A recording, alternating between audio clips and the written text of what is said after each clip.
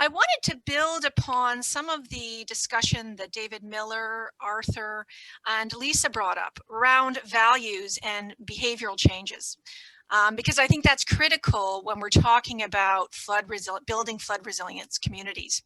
Specifically, I wanted to share with you, and if you haven't read these, please do. RBC Blue Water did great surveys on Canadians and their attitude toward water, wastewater, and stormwater. And I think it really drives home where we need to go to fill gaps and barriers to build flood resilience communities. One of the sad stats that they found was only 20% of Canadians actually think that we need immediate investment in stormwater, when we know, in fact, from Arthur's comment, that insurance claims related to flooding and disaster mitigation relief funding is the largest claims are related to flooding. And so, as mentioned in the previous discussions, building resiliency on property owners' lots with green infrastructure, whether that's rain gardens or permeable pavement, is critical to us building resilience, as is having the political will to implement green development standards, as well as to build resiliency with increasing investment into infrastructure. And so one of the things that we'd like to do as part of this session is share with you, Muneef from the city of Mississauga, Cristina from the town of Caledon, and Amna and I would like to share with you some of the projects, initiatives, and tools that we're working on to help fill those gaps. Now, recognizing that we're running a little late, we're going to cut some of the interactive sessions that we had planned for, but please do not hesitate to put comments, questions, lessons learned into the chat, and we will get to them. Maybe not during this session, but afterwards. We certainly really want to hear about your lessons and your comments throughout this. One of the things we will be doing is launching a couple of polls, again, just to get a little bit of interaction, because it's been a full day today. So let's move on to the next slide. So what I'd like to do is actually introduce you to the Peel Climate Change Partnership. I don't view the Risk and Return Investment tool as a CVC tool. I view this as a Peel Climate Change Partnership tool. The Peel Climate Change Partnership was formed in 2009, really recognizing the fact that while climate change is a global issue, its impacts, as Lisa mentioned, are felt locally. And the actions that we need to take, both mitigation and adaptation, need to happen at a local scale. And by working together, we can collectively address these and enhance our return on investment for those measures that we do. So the Peel Climate Change Partnership is a partnership between the region of Peel, lower tier municipalities, city of Mississauga, Brampton, town of Caledon, and the conservation authorities, Credit Valley Conservation and Toronto Regional Conservation Authority. As part of the last 10 years of the Peel Climate Change Partnership, or PCCP as we tend to call it, has really taken a risk-based approach to climate change. And so as part of that, we've done a series of Peel climate change trends analysis reports to understand our different climates. And we've also done some climate risk assessments. And we did a variety of those climate risk assessments, both in agriculture and health. And the one I'm going to talk about today is called, and it's a mouthful, Integrated Water, Wastewater, Stormwater, and Watershed Climate Vulnerability Study, because we really want to understand those linkages between each of our water systems. So for short form, I'm going to call it the study moving forward, or integrated water systems. But when I say that, I mean water, wastewater, stormwater, and watershed, because they are linked and need to be thought of in that sense. When we did the climate change study, one of the things we did is we used the Engineers Canada PIVC in the early stages. And that allowed us to look at linkages and different climate parameters. And what we found is, while there are obviously, as was mentioned in the previous discussion, some climate parameters such as warming temperatures, warming winters, drought, that will affect our different watershed systems. The biggest threat was due to extreme events due to flooding. So let's go to our next poll question. So poll question 1 is, has your municipality experienced a major flood in the last 15 years? So this is a really important question that we used to really start to look at climate change. As it was mentioned before, it's really difficult to get the emotional response when you're starting to, or to visualize what 2050 and 2080 are going to look like. As my husband tells me, you know, we're likely going to be 80 at 2050 and likely dead by 2080. So how do you really get emotional about 2050 and 2080? And so what we did is we decided to look at what were the past events that occurred and what can we learn from them. So I'm looking at the poll results. Thank you, Ida. 81% of you, 82% of you have experienced a major flood in the last 15 years. So Muneef, we're not alone in experiencing events.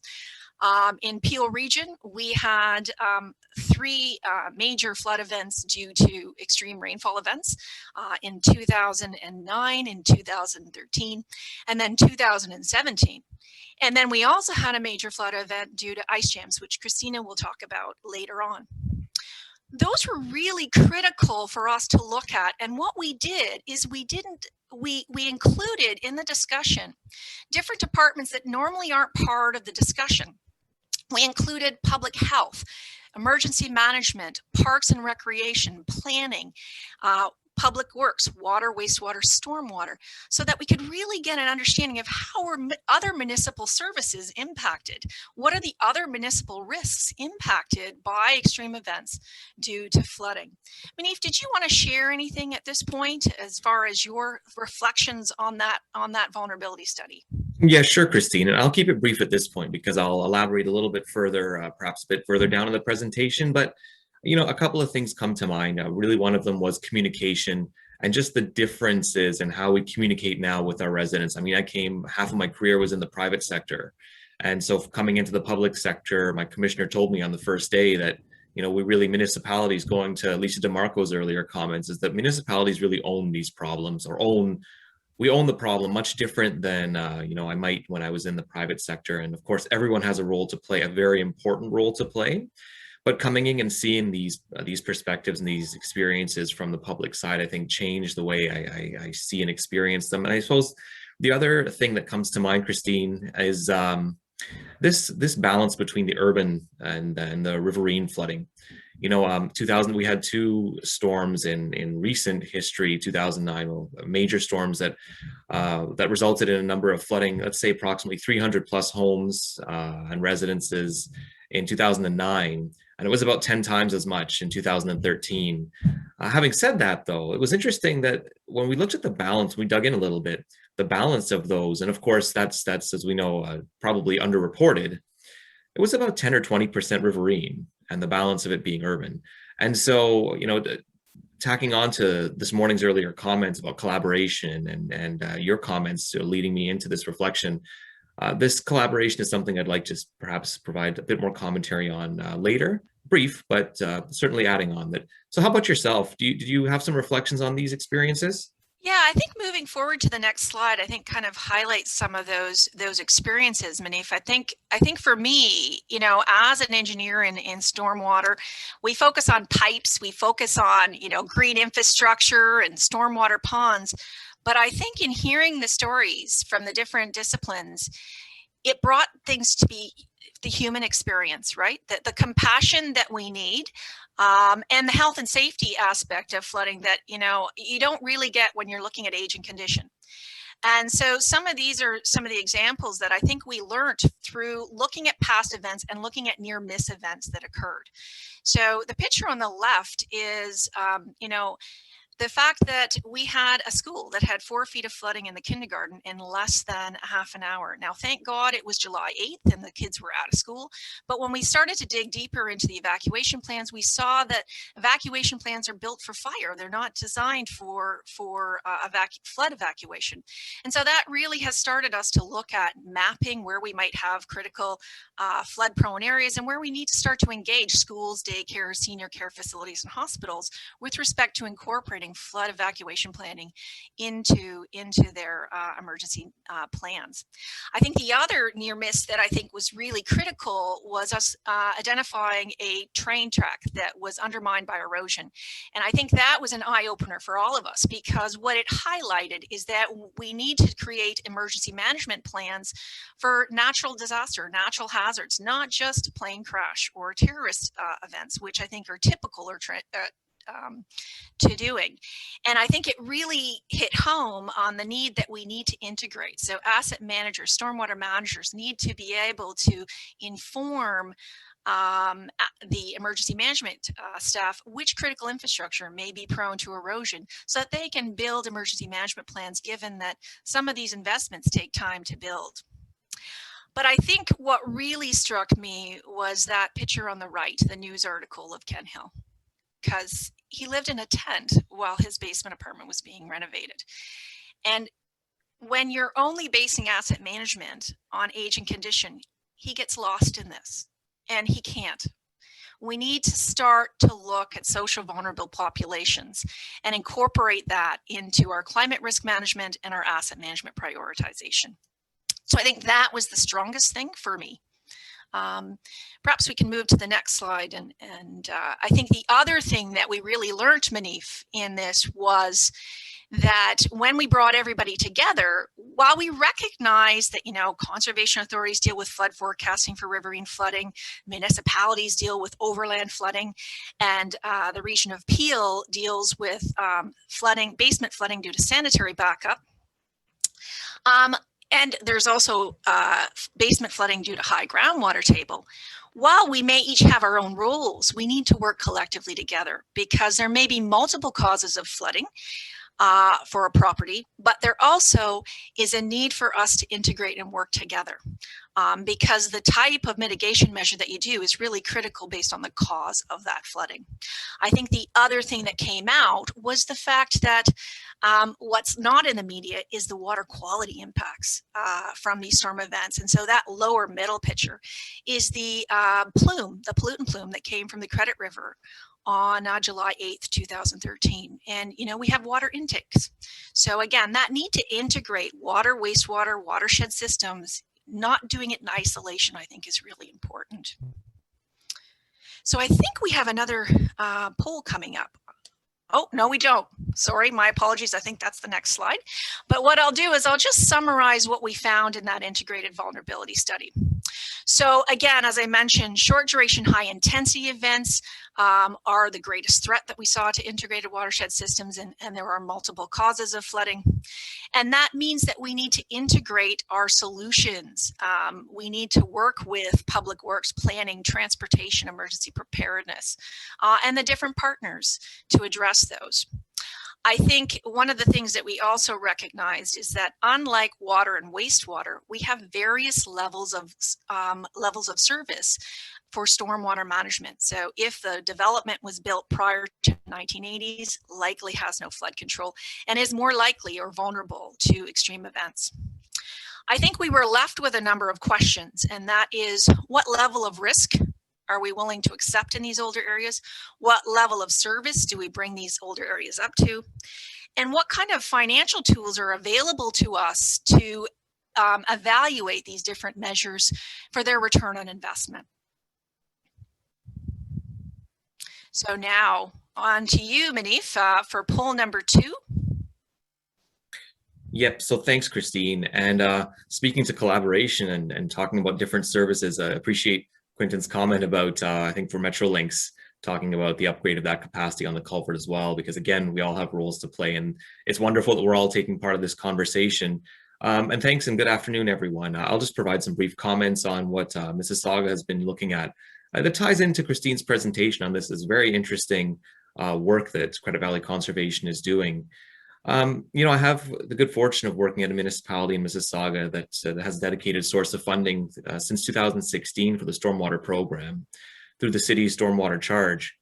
My colleagues are also diligently working on our asset management plan, but my involvement actually is at a higher level with the preparation of the city's stormwater management plan titled Build Beautiful. I think you're seeing actually, you'll see, or you're seeing a comment that a polling question that leads into this about, does your municipal stormwater master plan and asset plan consider the impact of flooding on different municipal services such as emergency management, water and sanitary systems? So it'll be great to hear from you all on that. With respect to Christine's prompt and the trigger about how this kind of fed into the stormwater master plan, I think about the comment about integration. The Build Beautiful plan is intended to be aspirational. In fact, it intends to set direction. It's a higher level document that doesn't necessarily speak to levels of service. In fact, we defer that to our asset management. However, it really is meant to provide that strategic overview and guidance as to what really is important. How should we be spending that dollar? Whereas the asset management is also helping us guide in terms of when we do spend that dollar, how are we doing that? Interestingly, when we're looking at master plans locally, nationally, and even internationally, we found as the majority, certainly not all, but the majority seem to focus on one technical area. So for example, we might have seen master plans, but then that focused on perhaps a geographical area, or that might have focused on flooding, for example. And these, of course, they're very good. And it does speak to the need sometimes to actually focus the amount of effort that's being expended. To that end, we actually didn't have a citywide model. We don't have a citywide model as of yet. That's something we've actually been we've been criticized for, not just part of the master plan, but also as part of our work. It's something we're working on, but we're looking at it in a different way. We're looking at it by focusing on the areas we think that are essentially have perhaps a bit more vulnerability, those older neighborhoods, so we can focus our efforts there. Older areas, older neighborhoods in general, geographically grouped areas that we can focus on. The master plan then doesn't just look at actually areas of flooding aspirationally, but as Christine said, there are some areas that aren't necessarily getting that view because they don't have that timely impact, such as stormwater quality. So we're trying to piece together quality, quantity, and other things, thermal impacts even, that might not be that pressing, but are certainly important. So while the asset management plan, our colleagues dig deeper into levels of service, we're trying to look at a higher level to kind of set the direction on these things. In the interest of time, I did want to provide one comment on collaboration because we introduced that theme earlier. Working with our partner agencies, we're a lower tier municipality, working with our upper tier municipality in terms of addressing these issues, flooding, tackling urban flooding, and in collaboration with them, and they're doing fantastic work on sanitary sewer I&I. And so the types of things we're looking at then is to try and look where our program can help and support that effort so that we can collaborate, so that we're not disparate in our efforts and our direction. The other thing in terms of working even internally, we have been building underground stormwater management facilities. That was part of the recommendations coming out of the 2009 storm that has been in progress since, and we've been spending a lot of money to actually work with our community services parks department to team up to build underground stormwater management facilities that will help to mitigate the impacts of less infrequent events while still being able to benefit from the use of the lands on the surface, so we don't necessarily have to sterilize those lands. So with this pending completion, I think we're feeling more suitably prepared, or at least going in the right direction with these things like funding and asset management, working towards our long-term goals. With that, Cristina, I'll pass it back to you to hear more about the risk and return on investment tool. Thank you, everyone. Oh, and you're muted, Christine. Thank you, Muneef. So you're always such a great partner. You help me out.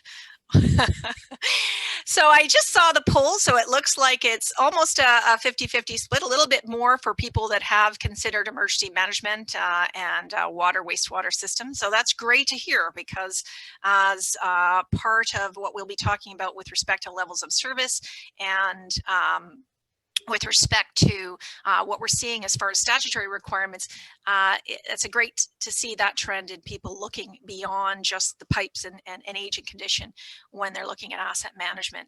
So again, as I mentioned, one of the things I think we were left with when we did this PIVC study was, well, we know we can identify where our risks may be, but what level of risk are we willing to accept? What level of service can we feasibly achieve in the older areas?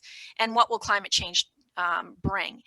And that question, I think, is so different in stormwater than it is in wastewater and water, because with water, for instance, you have specific levels of service. So, you know, 0 fecal coliform or E. coli in your drinking water can set then your levels of service.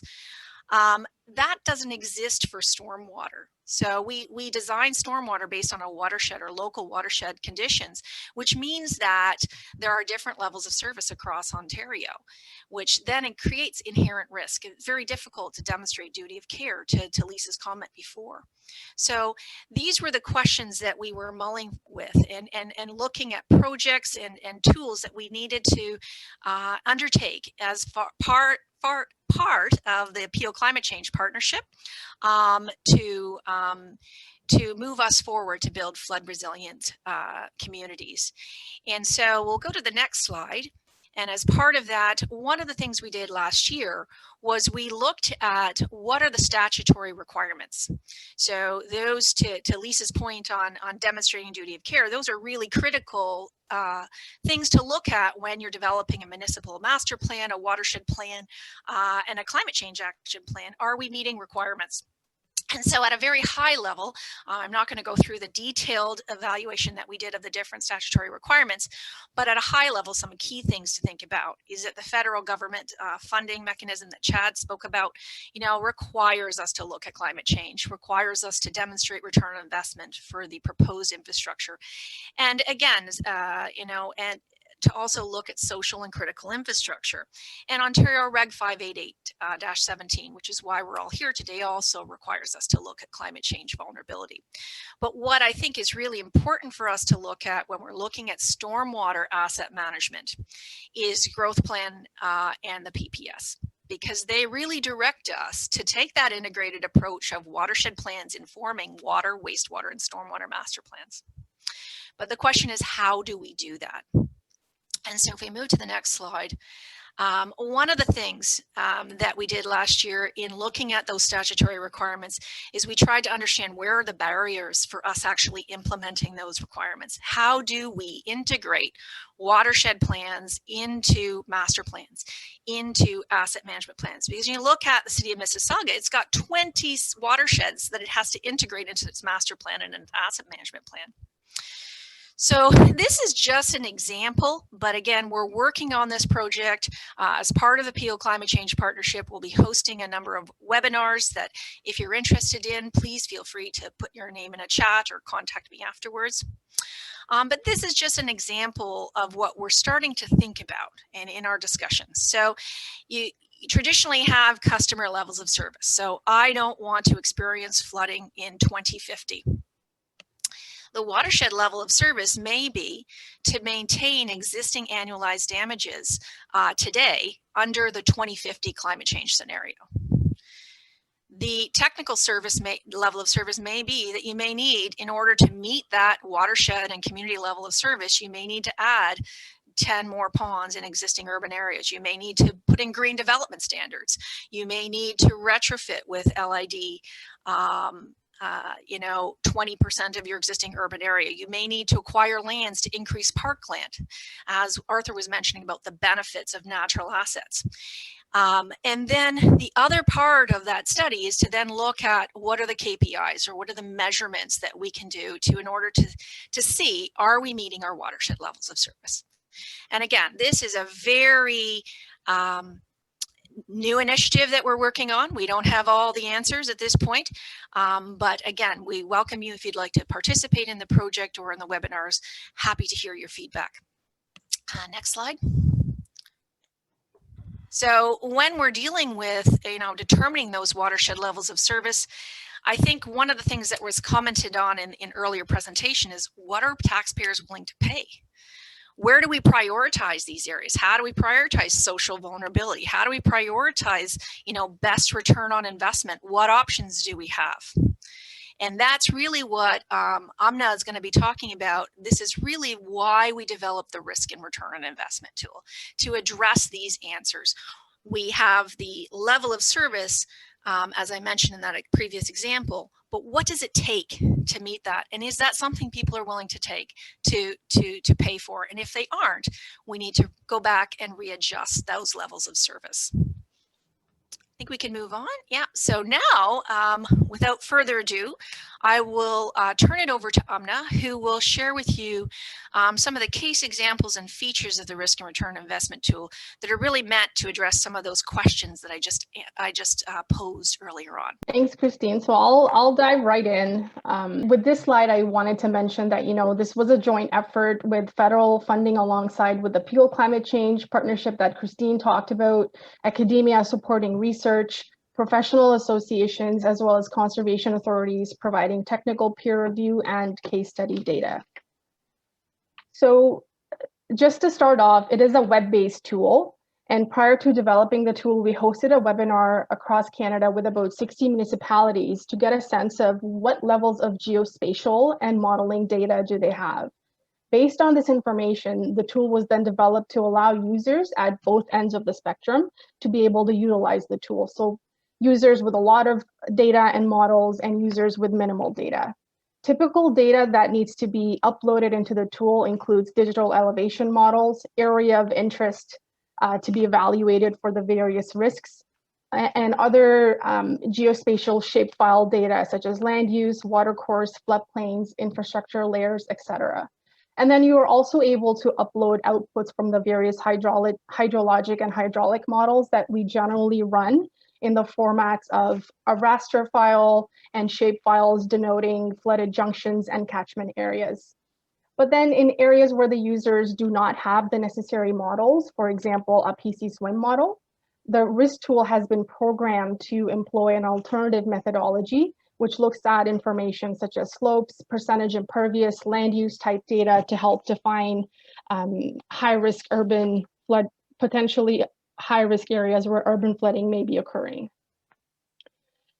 This slide outlines the source data that's being hosted within the backend of the tool to help perform the various damage calculations that it does, and I'll get into that in the next slide. But just to give you a sense, the source data includes infrastructure costing for sewers, roads, railways, type of infrastructure, depth damage models for the various types of buildings that we're evaluating, life cycle costing for gray and green infrastructure, as well as natural assets. And then also hosting Stats Canada or national data, such as demographics or population data, to kind of look at the health impacts that we'll talk about. And then also provincial data with respect to digital elevation models or superficial geology. And we are upgrading the tool to include a social vulnerability index this year. So now to kind of circle back to what Christine had talked about with respect to the various types of flooding. The tool does assess those various types, so riverine, urban overland, groundwater flooding, as well as sanitary sewer backup and erosion. But then the tool goes to quantify these economic, social, and environmental impacts. So let's start with economic impacts.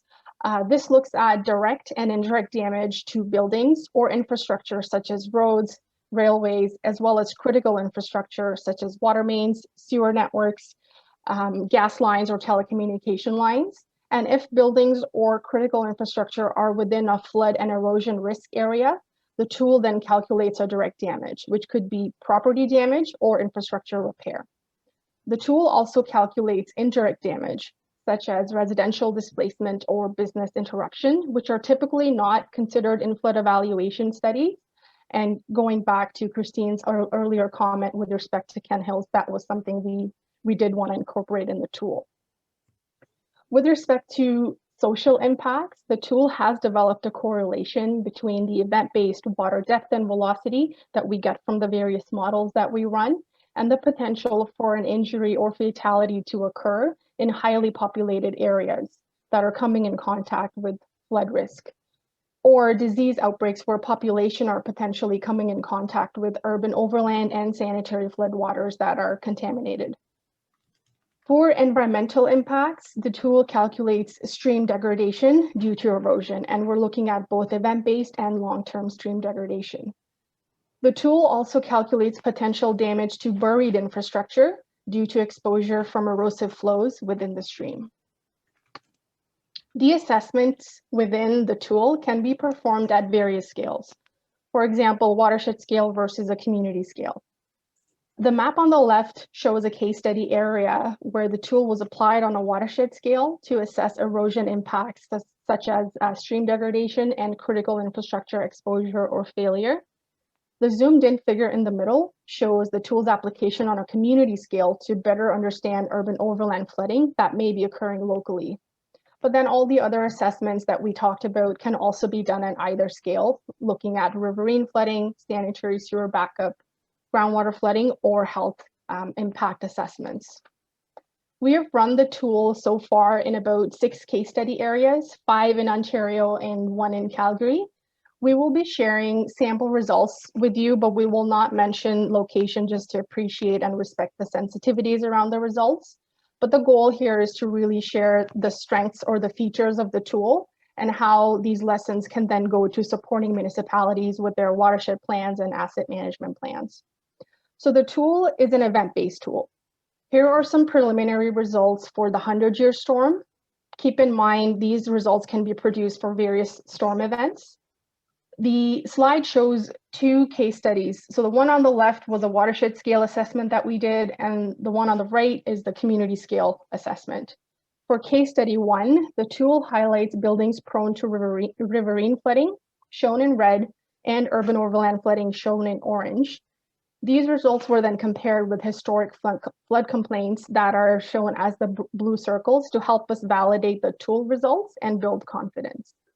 For case study 2, the tool highlighted buildings prone to groundwater flooding in blue and urban overland flooding in orange. The tool then calculates those direct damages to buildings based on the depth of flooding at each individual home, as shown in the summary tables here. And again, these results can be produced for the various storm events. The damages can also be represented graphically as shown in the slide here and can be further broken down for the type of flooding or the type of buildings or infrastructure being affected. This really helps the user understand the dominant flood type within the study area, which is important for selecting the appropriate mitigation measures, which will be discussed later. But just to give you an example, for case study 1, urban overland flooding was the dominant flood type, and for case study 2, groundwater flooding was the dominant flood type. The tool also identifies infrastructure at risk of erosion under the various return period storms due to high erosive flows or increased stream power. Figure on the left shows infrastructure that is at risk of exposure under a 10-year storm, and subsequently would be exposed under a larger storm, say a 100-year storm. The graph on the right shows the erosion damage to buried infrastructure under the various return period storms that we analyzed for one of our case study areas. Again, this helps the user better understand priority asset upgrades to ensure that vulnerable critical infrastructure is being protected. Overall, we need to strike the right balance. Traditional solutions to address urban flooding include green infrastructure, protection and enhancement of natural assets, and gray infrastructure. By understanding the impact that lack of stormwater management costs municipalities in emergency management and public health, it really made us realize that some solutions are not just about infrastructure upgrades or infrastructure related. Solutions such as land acquisition along the floodplain and compatible land use mapping are critical solutions to reduce municipal risk. For example, not putting vulnerable populations or facilities such as schools, daycares, or senior facilities in flood-prone areas. We also looked at examples from tornado-prone areas in the United States, and we found that the critical step in reducing loss of life was emergency management, education, and outreach. And areas where they had effective drills, the mortality rate was lower. So taking those lessons into account, we've begun to look at how we can improve education, evacuation plans and education and outreach in flood-prone areas where the response time is very short. So the tool then allows the municipalities to compare various gray, green, or natural asset type mitigation options and their respective return on investment or their ability to avoid potential damages. So the graph that you see on the screen, the orange bar represents the baseline average annual damages under existing and future climate scenarios. So under 2050 and 2080, the storm event probabilities are adjusted for climate change. And in short, under climate change, these storm events are going to become more frequent, meaning the damages will be incurred more frequently as well. After the implementation of gray infrastructure, such as detention facilities or stormwater management ponds, as shown in the blue bar, the damages can potentially be reduced by 2 million under existing climate and 4 to 6 million under 2050 and 2080 future climate scenarios. Again, for this particular case study and this particular management option, we're targeting riverine or erosion damages, which weren't the primary or dominant flood type for this particular area. And then after the implementation of lot level controls or low impact development through green development standards, we can see, as shown in the green bar, we can see that the damages can potentially be reduced by 4 million under existing climate and 5 million under future climate scenarios. And we can also assess natural assets as a mitigation option. Going back to Christine's earlier example with respect to watershed level of service target to maintain existing average annual damages for 2050, as you can see with the two individual management options that we evaluated, that target is not being met. So in the future, we will assess this as a combined solution and potentially look at other solutions to see if that target can potentially be maintained. So just to give an example on how these examples can be taken into account when we're informing asset management plans. With respect to natural assets, we did receive some external funding last year, and a comprehensive life cycle costing database has been created for natural assets such as wetlands, open space, and forests. These costs can potentially be utilized in the risk tool to assess mitigation through natural asset creation. The tool then calculates return on investment metrics for each management option, one example being the internal rate of return. This IRR is an interest rate that would need to be applied to achieve a corresponding net present value that Christine will talk about in the next slide. But primarily an IRR greater than or equal to 2% is considered a good investment because it is similar to a GIC bond. So with the implementation of ponds in this case, the return on investment will be realized in the future in 2050 and 2080 with a positive IRR. Christine, back to you. Thanks, Amna. I think one of the things that Arthur mentioned was the benefit that flood mitigation, so preventing people from building in the floodplain, had on reducing damage costs. And Muneef highlighted that as well in the vulnerability study, where it was less than 20% of flood damages overall were actually due to riverine flooding, with the majority being urban overland and sanitary. And so I think, again, drawing on what Amna had talked about with those average annualized damages, those are both private and public damages. And those are all the damages, including erosion damages as well. I think what's interesting, we would have loved to see a better bang for our buck on some of those options. But I think, again, as Amna said, when you put in riverine, you're addressing riverine and erosion. The low impact development or green development scenario in this case study represented only 5% of the land cover. So, you can only do so much.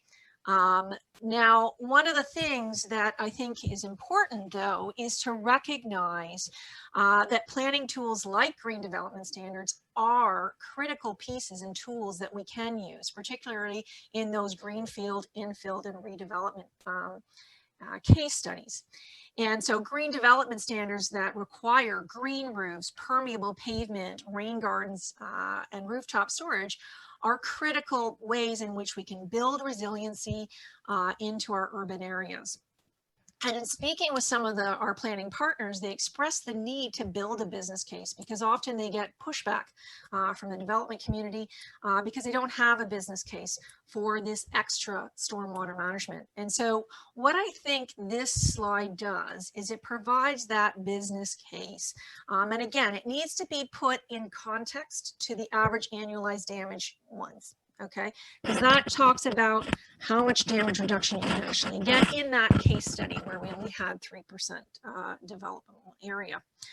But what this does tell you is that when the developer is paying for those stormwater measures and the private sector and the property owner is paying for those management options, you have an immediate return on investment, right? Versus, and that's the orange bar that you see.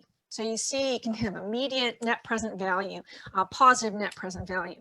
But if you're having to retrofit, then obviously it's going to take time due to cash flow to start to see the damage reductions and the benefit from that. So it takes a little longer to see the return on investment, but you still see a return on investment.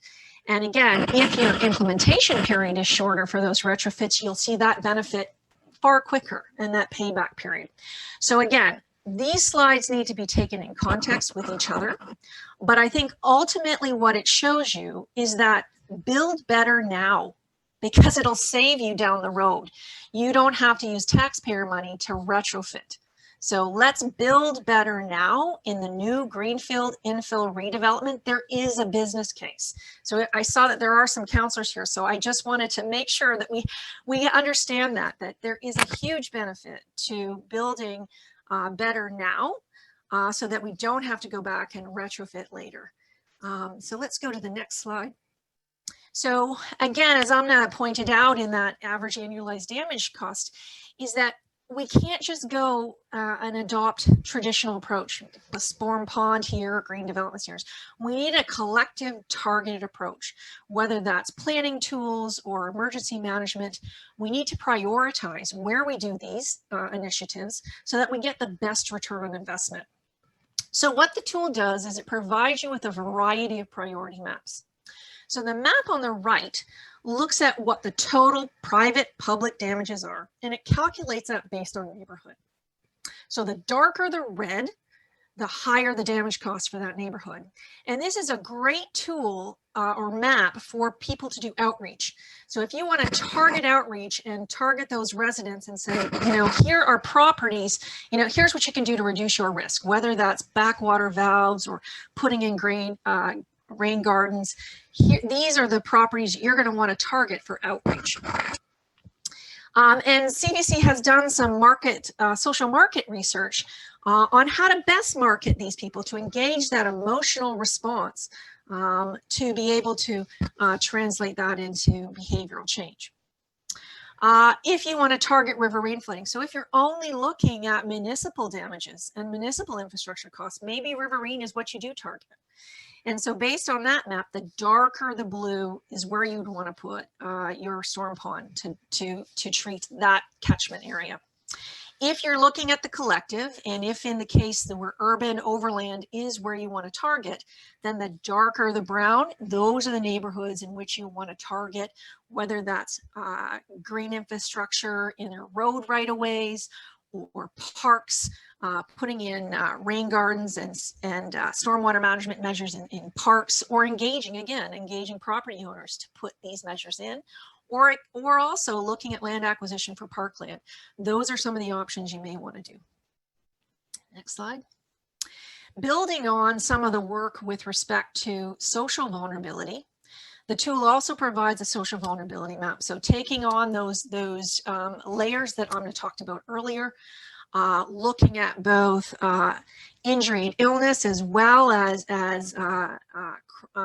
disease, and also looking at StatsCan data. Those dark red areas or areas where we would want to target, whether that's public health and emergency management outreach, to really target those areas to help build resiliency in those areas, whether it's shelters, whether it's education and evacuation planning.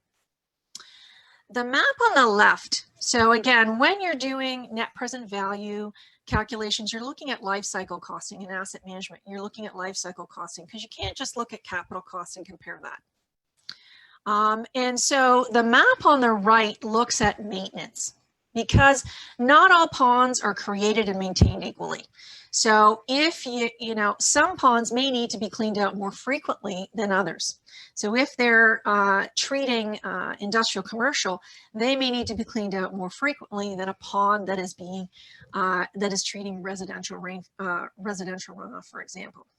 And so the darker the brown, those are areas where they have a more frequent cleaning cycle. And so that's really used in the cash flow calculations.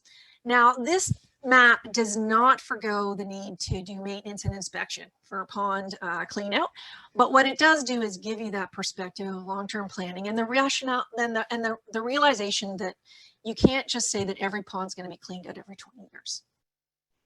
Next slide. So pulling it all together, the Peel Climate Change Partnership was really meant to collect as a collective to address some of these gaps that we've been experiencing and these challenges, to help inform and support our respective partnership work in watershed planning, stormwater master plan and asset management plans, and climate change plans, which Cristina is going to be talking to us about, to help us set and understand stormwater levels of service. So I'm cognizant that we're seeing a lot of chats, but again, I'm cognizant of time as well. And I really want to bring this back to Caledon and Cristina. With that, I'm going to turn it over to you because I'm looking forward to hearing about your climate change action plan. Thanks so much, Christine. And hi, everyone. Thank you for having me. I'm Cristina Guido, the acting climate change specialist with the town of Caledon in the Energy and Environment Division. So I'm here to give you just a brief overview of how we integrate climate change, asset management, and flood risk into the town's upcoming Resilient Caledon Community Climate Change Action Plan update. So I'll just start with a very brief introduction of Caledon. I realize everybody on the line might not know exactly where we are. So we're the most northern of 3 municipalities in the region of Peel. So if you take a look at the map on the bottom right there, where the arrow's pointing, that's us. So we're geographically a very large municipality. We cover nearly 700 square kilometers. And then in respect to our population, we're about medium sized at 71,000, but we are really anticipated to grow. Our population will double in the next 20 and 30 years. And just one of the most recent flood events that we had, going back to that poll you had, Christine, we had a major flood in Bolton in 2019, and that was due to an ice jam. So Amna, if you could switch to the next slide there. I won't go too deep into the details of this flood, but essentially it was due to an ice jam, and it led to the displacement of a reported estimated 200 people from their homes in this area. So really this illustrates why adaptation actions are important and why it's important to understand where we may be vulnerable and the future risks of climate change. So with that, we can go to the next slide. So what are we doing about it? So the town, we've undergone a process over the past couple of years actually to update our 2011 Community Climate Change Action Plan. And this previous plan had only a lens of mitigation. So with this update, we're looking at climate change more holistically, and we've combined climate change adaptation and mitigation actions together and looking at the synergy of actions. Our updated plan, it contains over 60 actions, and we do have a council endorsed target of reaching net zero emissions by 2050. So from an adaptation perspective, there are several studies that went into developing the actions. So as Christine mentioned previously in her slides with the risk and return on investment tool, we worked closely with CBC on that, and we've undertaken those results and considered them to develop our adaptation actions. As well, we undertook a risk and vulnerability assessment back in 2018, which I'll get into in the next slides. And that also helped to inform the adaptation actions for our plan. And additionally, the Resilient Caledon plan, it seeks to be aligned with the development of the town's asset management plan, stormwater master plan update, and the official plan update expected in 2022. So we can go to the next slide, Amna. So this is just a summary of the key findings of our risk and vulnerability assessment. And the purpose of that assessment was to improve the understanding of how the town's community assets, infrastructure, and natural systems may be affected and respond to projected climate climate projections. So we completed the study working with ICLEI and through their BARC framework. So on the right-hand side, what you'll see is the results of our future conditions assessment. So this looked at IPCC scientific climate modeling scenarios, downscaled to the Caledon context and projected out to 2090. So what we're expecting is essentially Caledon will get warmer, wetter, and wilder. So we're expecting an increase of annual mean temperatures, an increase of precipitation, and more extreme weather events. And then on the left-hand side, you can see the results of the risk assessment. So we worked closely through staff and key stakeholder workshops, looking at what these climate projections are and trying to identify where the town may need to improve its resiliency to climate change. So I won't go through each of those points, but essentially what you can take from this is that we're anticipating that there'll be an increased stress on infrastructure with our highest ranking impact on stormwater management infrastructure. And it will cause our critical infrastructure to age quicker under a changing climate. So we can go to the next slide. And finally, just quickly to summarize what we plan to do about it.